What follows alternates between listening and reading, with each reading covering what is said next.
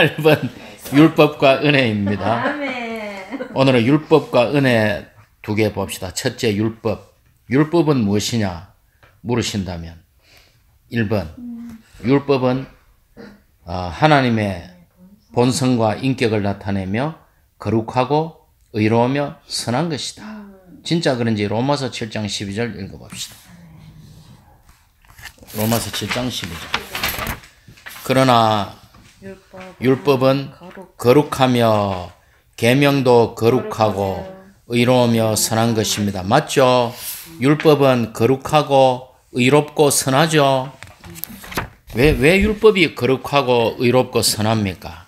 율법이. 하나님이죠. 그렇죠. 하나님의 본성과 인격을 나타내며 그렇게 있잖아. 10계명도 율법이에요? 네네. 10계명이 율법이죠. 네. 10계명이 율법이고 계명 10계명이 율법이고 규례 이런 거는 그 율법을 풀어서 설명한 거예요. 그런 게 규례 이런 겁니다. 또 뭐 하나 더 있었는데 그래서 율례 이런 거는 하나님의 그 10계명을 풀어서 설명한 거예요. 가장 중요한 게 10계명이죠. 그래서 율법은 왜 거룩하고 의롭고 선한가 하면은 하나님의 본성과 인격을 나타냅니다. 예를 들어서 뭐 어떤 게 있을까요? 뭐 살인하지 마라. 하나님이 사랑이기 때문에 그래요. 거짓 증거하지 마라. 부모님을 공경해라. 이웃의 것을 탐하지 마라. 하나님이 거룩하고 의롭기 때문에 그런 거예요. 됐습니까? 넘어갈게요. 두 번째 율법은 그리스도가 오시기까지 이스라엘 백성을 보호하는 역할을 했습니다. 갈라디아서 3장 24절 읽어봅시다. 찾아보시죠. 갈라디아서 3장 24절. 시작. 그러므로 율법은 우리가 믿음으로 의롭게 되도록 우리를 그리스도께 이끄는 어린이 인솔자가 되었습니다. 자, 율법은 그리스도가 오실 때까지 우리를 그리스도께 이끄는 어린이 인솔자로서 우리를 보호했습니다. 됐죠? 또 갈라디아서 4장 4절. 이와 같이 우리도 어린아이일 때에는 세상의 초보적인 교훈 아래 노예 노릇을 하고 있었습니다. 자, 보세요.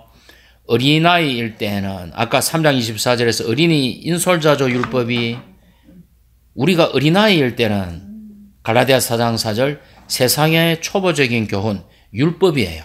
율법 아래 노예 노릇을 하고 있었어요.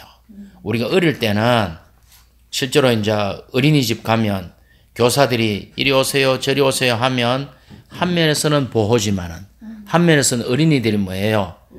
자기 자의적으로 하지 못하니까 선생님의 말을 들어야 되잖아. 노예인 어떤 면에서 노예인 거예요. 그렇죠?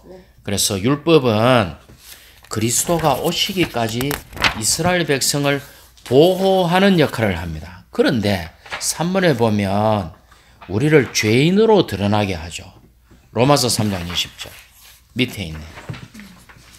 왜냐하면 율법의 행위로는 그분 앞에 의롭게 될 육체가 없기 때문이며 율법으로는 죄를 분명히 알 뿐이기 때문입니다. 자, 율법이 어떻게 우리를 보호하는가 하면은 율법 앞에 오면 율법이 탐내지 마라 했는데 그 계명이 올 때에 내 안에 탐내는 죄가 있구나 하는 걸 깨닫게 되는 거예요. 자, 질문합니다. 그러니까 율법 있기 전에는 죄가 있었다 없었다? 율법 있기 전에 죄가 있었다 없었다? 죄가 있었다. 근데 율법이 탐내지 마라 하기 전에는 탐심이 죄가 맞다 아니다? 죄가 아니다. 자, 내 말 이해 잘해야 됩니다. 사람 안에 탐내는 게 원래 있었어요. 근데 탐내는 게 죄가 아니야.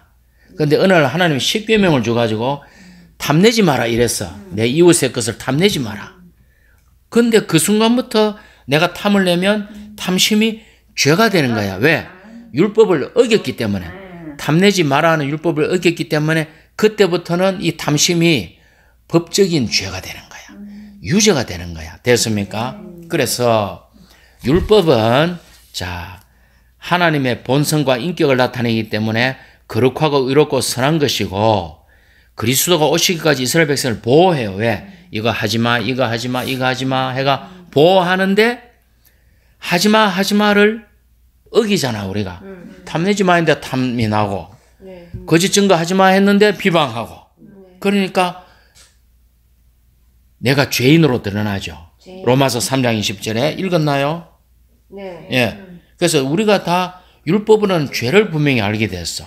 자, 율법 앞에서 우리가 죄가 있는 게 드러났으니까 어떻게 해야 돼요? 유죄 판결 받아야 되죠. 씻어야지. 그 씻어야 되는데 주님이 오시기 전에 우리가 죽어야 돼. 4절 보십시오. 같이 읽어봅시다. 율법의 저주로 인하여 우리는 죽어야 해. 죽어야 되는데 우리가 죽으면 안 되니까 구약에는 짐승이 죽었죠. 신약에는 예수 그리스도가 우리를 위해 죽으신 거예요. 됐습니까? 그래서 율법 앞에 오면은 갈라디아서 3장 10절 읽어봅시다. 갈라디아서 3장 10절 율법의 행위에 속한 사람들은 다 저주 아래에 있습니다. 스톱. 됐습니다. 다 저주 아래에 있습니다. 맞죠? 왜 저주 아래에 있어요? 율법을 지킬 수가 없는데 내가 지키려고 애를 쓰니까 못 지키잖아.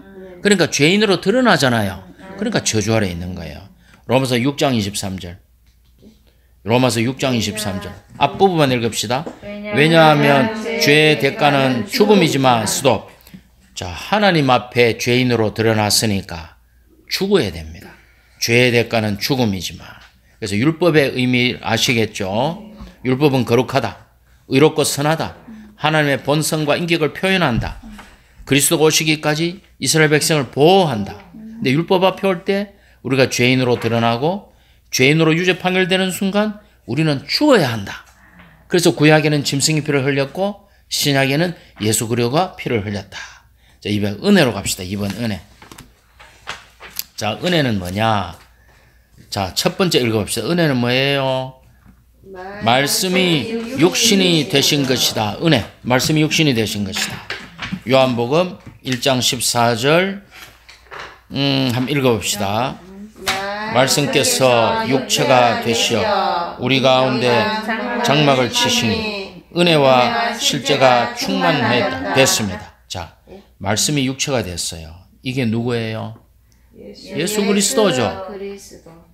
말씀이 육체가 되시니 은혜와 실제가 충만했어요. 그러니까 은혜는 뭐냐? 말씀이 육신이 될 때 은혜가 나타나요. 그래서 말씀이 육신이 된 것이 은혜입니다. 두 번째, 사랑이 나타난 것입니다. 뭐예요? 누가복음 15장에 보면 탕자가 돌아왔습니다. 아버지가 탕자가 돌아올 때 뭐라 그럽니까? 내가 이제 아들이라 일컫지 못하고 종으로 여겨져서 아버지 집에서 밥은 얻어먹을 수 있겠구나. 이라고 돌아오죠. 근데 아버지가 뭐라 그래요?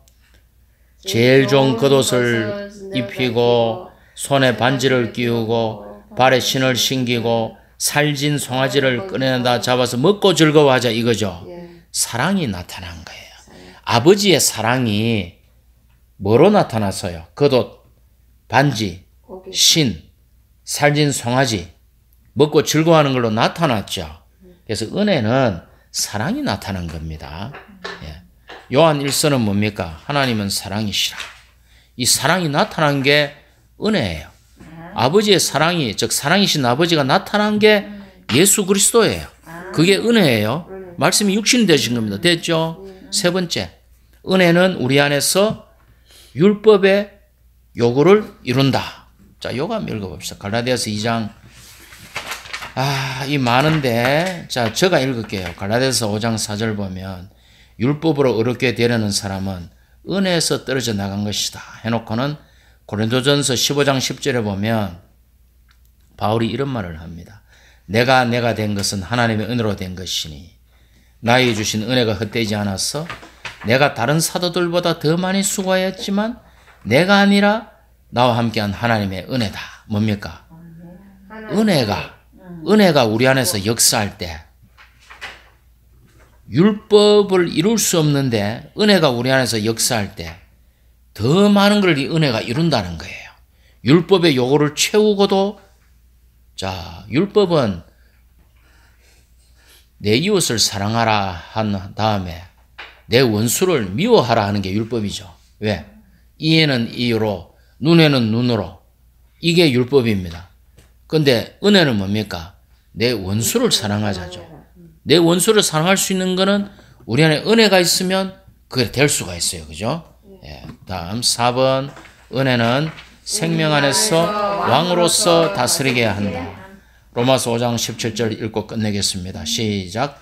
한 사람의 범죄로 말미암아 죽음이 그 한 사람을 통하여 왕노릇을 하였다니 은혜를 넘치게 받고 의의 선물을 넘치게 받는 사람들은 더욱 한 번 예수 그리스도를 통하여 생명 안에서 왕으로서 다스릴 것입니다. 자, 보세요. 한 사람의 범죄로, 아담의 범죄로 죽음이 온 인류 위에 왕노릇 했어요. 그죠? 다 죽죠? 이 왕노릇 한 거예요, 죽음이. 그런데 은혜를 넘치게 받고, 은혜를 받은 사람들은 예수 그리스도 통하여 생명 안에서 왕으로서 다스리는 겁니다.